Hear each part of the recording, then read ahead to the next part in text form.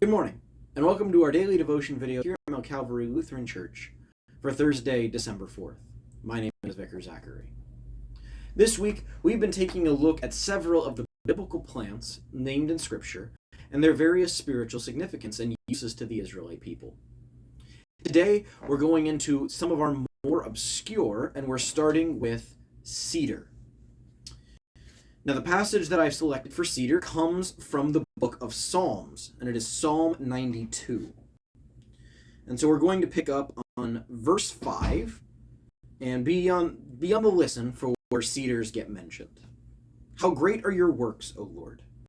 Your thoughts are very deep. The stupid man cannot know.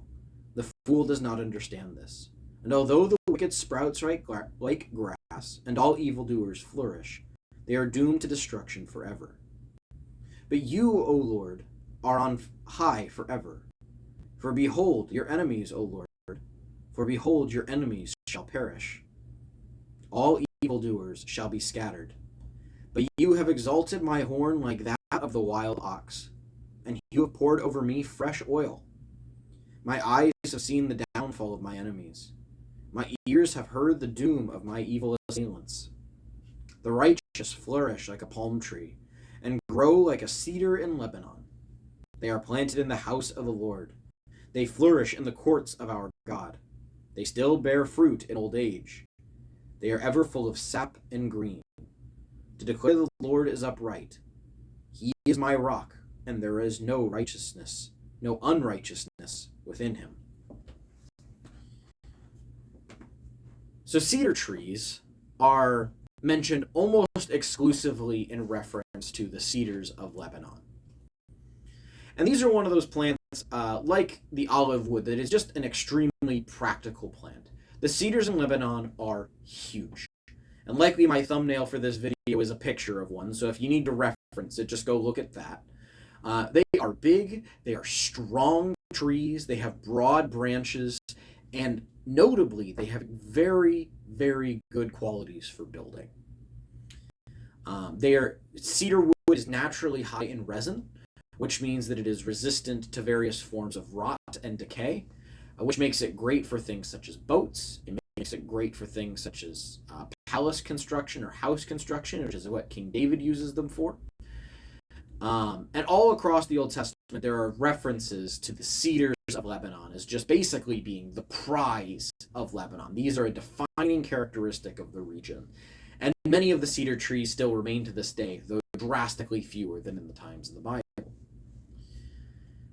Now, the immediate symbolic reference of the cedars is a little bit flat. It's a little bit on the surface. They are big, strong trees, so whenever they are mentioned, especially in Psalms, it is because it is telling us what is going to happen. They are symbols of strength, they are symbols of flourishing, they are symbols of good quality trees. And so we have instances, like their reference here in 92, they are telling us that, look at what God is going to do to the righteous. They are going to be planted in his courts, in the house of the Lord, and they are going to flourish like palm trees, and they are going to grow like cedars in Lebanon. They are going to grow strong. They are going to grow tall.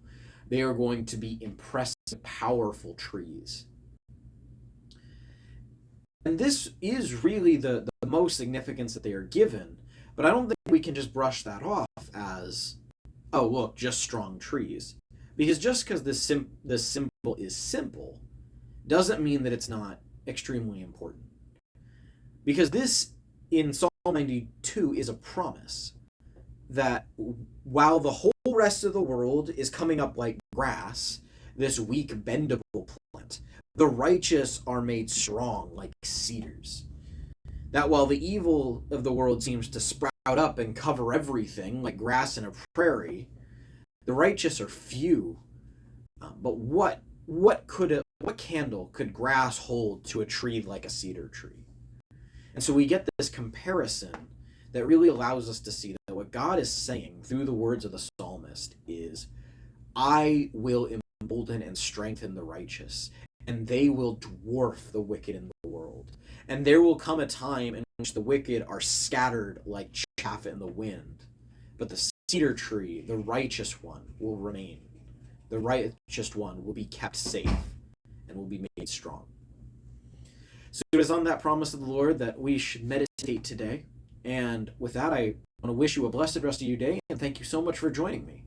And I look forward to wrapping up our discussion to biblical plants tomorrow. Have a blessed rest of your day.